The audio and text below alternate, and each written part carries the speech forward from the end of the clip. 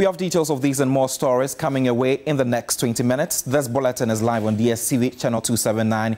We are also streaming across the world on Facebook at TV3 Ghana, where you can join us with your thoughts and comments. We begin from the camp of the minority. The minority in Parliament has given government a 24-hour ultimatum to clear drugs from the Global Fund stuck at the Tema port for over a year. Ghana is at a risk of losing the next tranche of health support from the fund, despite budgetary allocations from the National Health Insurance Scheme towards the Global Fund. The drugs have remained at the port for over a year. Ranking member on the Health Committee, Kwabena Mensah Nkandor, spoke after meeting the representative of the Global Fund. It is quite disheartening to hear that foreign donors put huge sums of monies together and decide to give us grants. They buy commodities, drugs for Ghana. It is transported from the country of origin. It gets to Ghana, and these drugs are kept at our port for more than a year without clearing them, to put to good use for the benefit of the citizens. Don't forget that these drugs have lifespan, and some of them are expiring. I knew, and I've always known, that this government is irresponsible, but I didn't know this level of irresponsibility.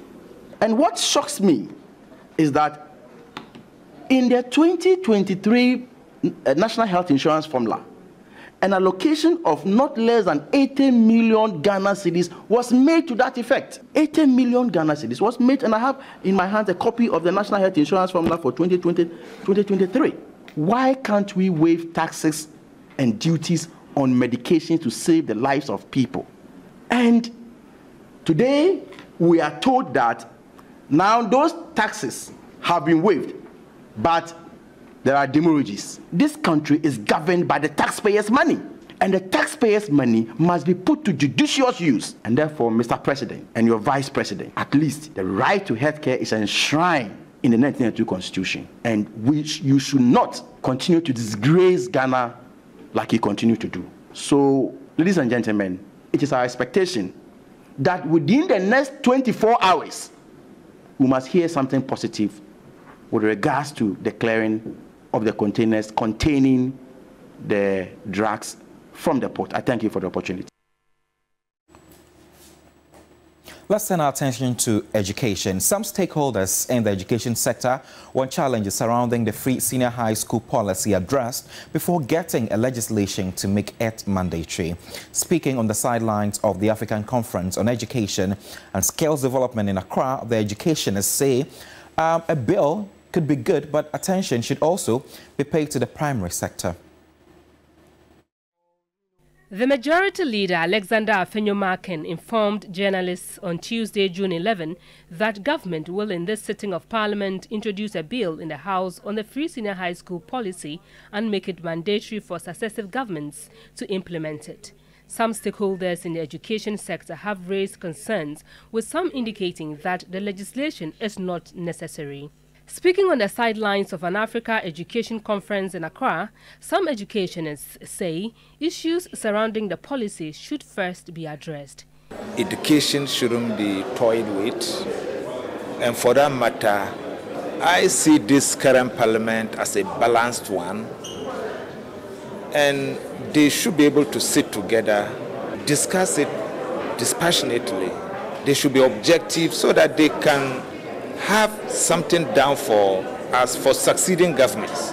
It should be legislated, but it should be looked at it well in terms of its implementation and everything. Free education should cut across. Private schools need to be supported in a way. Meanwhile, acting Vice-Chancellor of the Accra Technical University, Professor Amevi Akakpovi, has indicated the unemployment rate is getting out of hand and that the country needs to provide young people with skills to drive the economy. Unemployment rate was about 12.6%, keep increasing among the young population. And this is a challenge because when these people are not happy and they are not psychologically well, we believe that the nation is sick. And it's not just a problem for Ghana, but it's a problem for Africa. So we gather together to look at the various dimensions in which this problem can be solved. Deputy Minister of Education, Reverend Ntim Fojo, said government recognizes the enormous potential of skills training, reason attention is given to technical education. Education Commission, now Learning Generation, in their 2020 report indicated that if nothing changes by the year 2030, nearly 285 million young people, not only in Africa alone, but globally, may reach adulthood without the skills needed to thrive in today's world. So skills is essential. Let's still stay on education. One of the pre-tertiary teacher unions is calling on government to focus on allocating funds to resource senior high schools rather than introducing a new bill. The General Secretary of the Ghana National Association of Teachers, NAT, Thomas Musa Tanko, was reacting to the decision by the government to introduce a new bill to Parliament.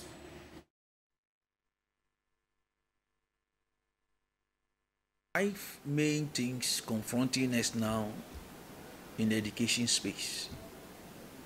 We're talking about access. We're talking about management.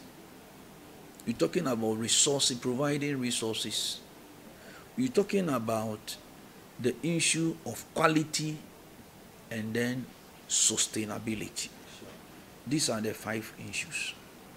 Now, the access of it, we are doing well. And the reason why we've been able to do well in the area of the access, it is because of the free SHS.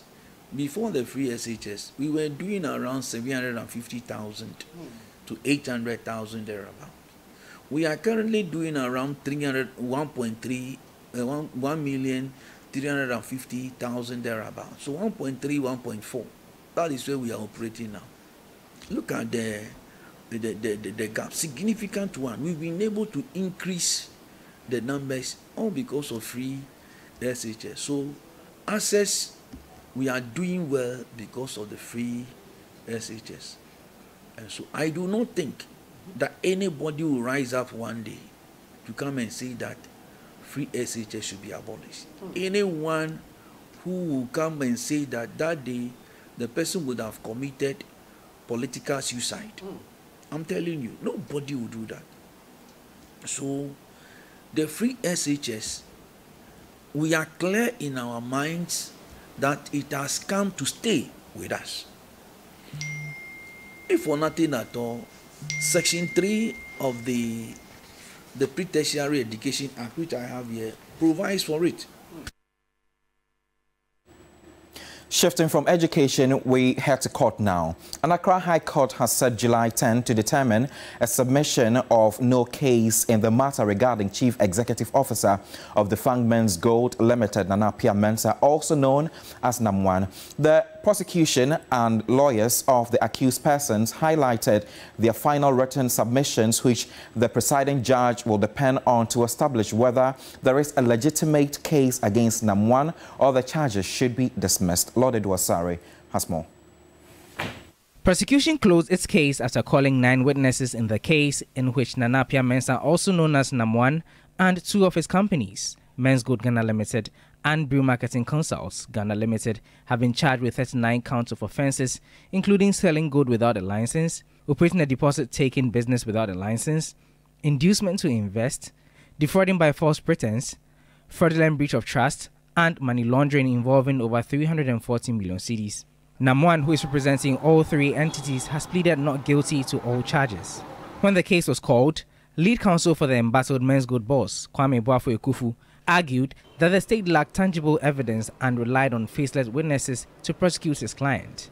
He questioned the basis of the fraud charges, highlighting that if the accused decided to pay the alleged 340 million cedis, there was no clear recipient. He also noted for the courts to convict his clients, the complainants needed to be present in court for cross-examination and insisted that there was no evidence of inducement to invest or proof that his client did not have license to sell gold. But the Director of Public Prosecutions disagreed. Yvonne Atakra-Obobisa argued that prosecution had done enough to establish a prima facie case that necessitates the accused to open his defense. The Director of Public Prosecutions emphasized that sufficient evidence had been laid against the accused, resulting in the charges brought forward. Responding to claims of faceless individuals, Atakra-Obobisa indicated that 9 witnesses that were called submitted documents proving their case. She also noted that using celebrities, Namwan used misleading advertisements and false representations regarding the business's legitimacy, hence induced people to invest. After listening to arguments from both parties, Justice N.S.O. Sudapa said July 10 to rule on the submission of no case. Lord Idwasari, TV3 News, Accra. You're still tuning to the morning news here on TV3 with me, Godwin Asidiba. Let's do more stories. Government says major stalled infrastructural projects will resume in the coming days following its agreement with its official creditors last night. The agreement on the MOU paves way for the IMF to disburse some $360 million as part of the IMF program. The $5.1 billion debt owed to external bilateral creditors, including the IMF, remained the only impediment to Ghana's next tranche of IMF funding. Following an initial stall some months ago over concerns by some members of the creditor committee, government says it has reached a deal on how the debt will be repaid from 2026. Finance Minister Dr. Amin Adam says the agreement brings immediate impact on Ghana's economy. To enable us spend on healthcare, expansion of education opportunities for our people, to fund road construction, and then to bring relief to vulnerable segments of our society through increased spending in social interventions. Most of the projects that were stalled as a result of the debt suspension will now resume. Touching on policy to prepare the nation for the debt repayment, the minister said he would take a proposal to government to create a buffer to allocate funding in allowing future government fiscal space.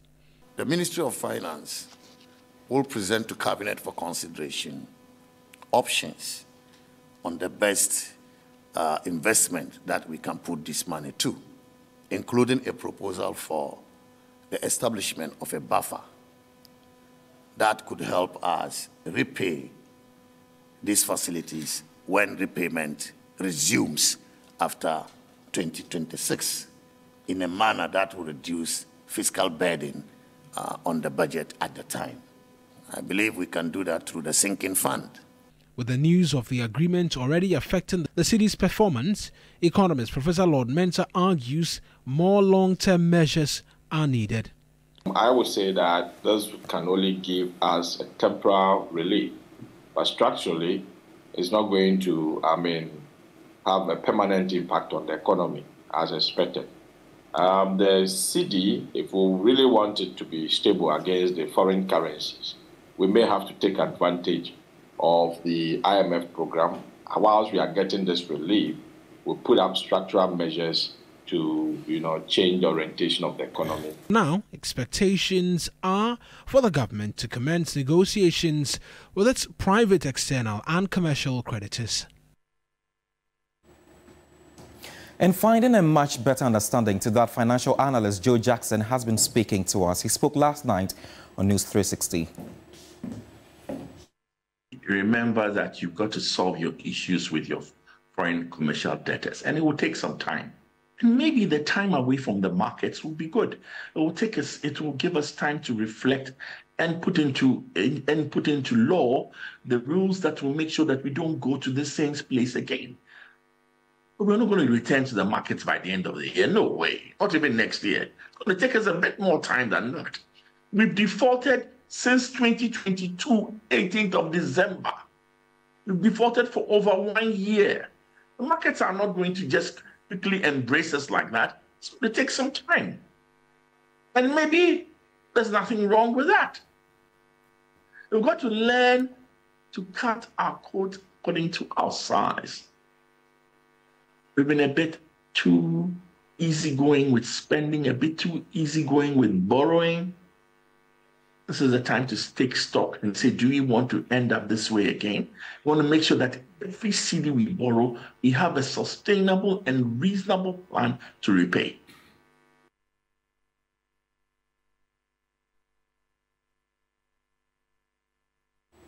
Let's do more stories. The National Labour Commission, NLC, has directed aggrieved staff of the National Identification Authorities, the NIA, to call off their strike. The National Labour Commission listened to both parties in the matter. After deliberations, the Labour Commission directed the aggrieved workers to call off their strike. But the Deputy General Secretary of the Public Services Workers Union, PSW, John Sampa, said they were disappointed in the ruling. We were thinking that we will go into the actual issues, but we agree with the Commission because it is the fair wages that has the mandate from Ministry of Finance to make a final determination. And it is also at negotiation that we will be able to arrive at something. So we are okay with it. Part of the ruling by the NLC is to ensure that the Fair Wages and Salaries Commission and management of the National Identification Authority begin negotiations. The Director of Salaries at the Fair Wages and Salaries Commission, Cephas Amada, emphasized another round of negotiations on Friday, June 14. We are ready to continue negotiations in good faith as we have always done. We have already issued letters, invitation letters to the unions and management of NIA to meet them on Friday. So we are ready. We will meet them to continue the negotiation as it's required. Do you have the mandate now? That one will be discussed at the meeting. The Executive Secretary of the NIA, Professor Ken Atefa, assured that the concerns of the workers would be addressed. After listening to us and listening to the national union representing the striking workers, the Commission has directed the national union to ensure that the striking workers return to work. There's nothing for Ken Atefa to do. There's nothing. But we are negotiating under the leadership of the Fair Wages and Salaries Commission in good faith in the interests of Mother Ghana, and we are going to continue to do that. However, the Deputy Secretary of PSW, John Sampa, has indicated that the union will not hesitate to declare a strike again if negotiations fail to address their concerns. Of course, after Friday when we have the meeting and we realize that there is no commitment on the part of government and the fair wages, I can assure you that the mother union has capacity to call industrial action. And we will weigh into this heavily and we will actually let you know the next step of action. The Council of the National Identification Authority of the Public Service Workers Union declared an indefinite strike effective June 10. The strike, according to the union, is over government's failure to show good faith in their negotiation process for better conditions of service.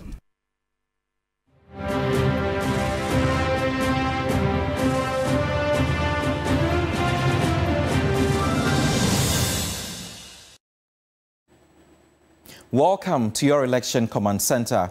Asante Hinotum Fosesu II has advised the flag bearer of the New Patriotic Party, Dr. Mahmoud Bawumia, to preach the message of hope to Ghanaians and his campaign. Dr. Bawumia has for the past 3 days been engaging identifiable groups, individuals and chiefs in the Ashanti region to outline his vision and seek for their inputs in drafting the party's manifesto. Ibrahim Abubakar has the rest of the story. Wrapping up his 3-day tour in the Ashanti region, Dr. Bawumia and his campaign team inspected some road network in Kwabri East.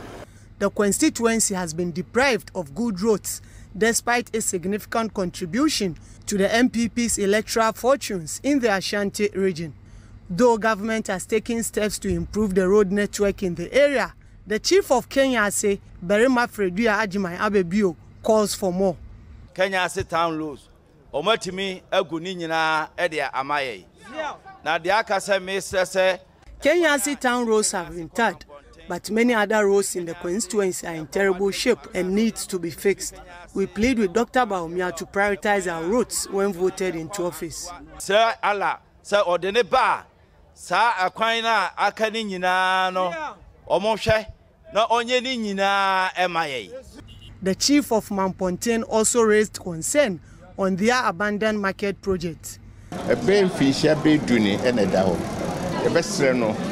For more than 10 years, the market has been left in an uncompleted state. We plead for the completion of this project to improve economic activities here. Responding to the call, Dr. Bawumia assured the people of Kwabri East of attending to their needs when voted into office. When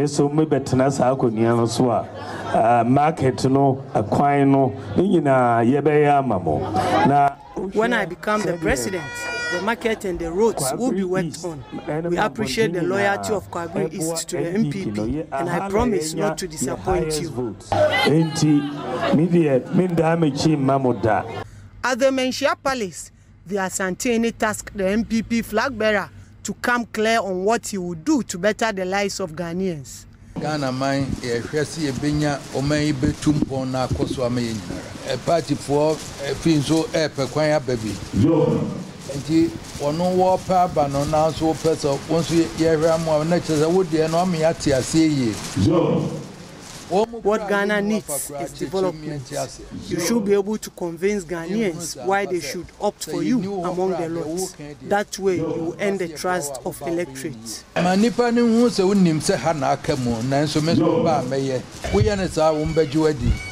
The MPP's flag bearer also engaged with the business community and leadership of various traders associations in the region. For the campaign team of Dr. Bawumia, the massive reception being given to them on their 3-day tour in Ashanti region is a testament that breaking the 8 is indeed possible. Ibrahim Abubakar, TV3 News, Kumasi.